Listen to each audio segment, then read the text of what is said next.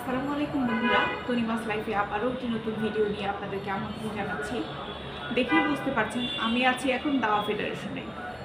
বন্ধুরা, দাবার বিশ্বকাপ খেলতে আগামী 18ই অক্টোবর আমরা বাংলাদেশ থেকে একটা টিম যাচ্ছি। এটাকে বলে হচ্ছে ডিজেবল অলিম্পিক। তো যাই হোক বন্ধুরা, আজকে থেকে শুরু হলো আমার এই কাজাকিস্তান যাত্রা। সেই জন্য হচ্ছে আজকে আমরা এখানে প্লেয়াররা সবাই একত্রিত হয়েছিলাম এবং হচ্ছে সবাই আমাদের ব্লেজার পেলাম, একসাথে হচ্ছে ছবি তুললাম।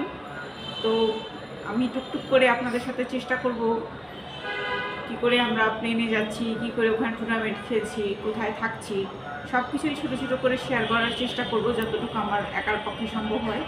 তো আমাদের জন্য সবাই দোয়া করবেন যেন আমরা ভালো কিছু করে আসতে পারি।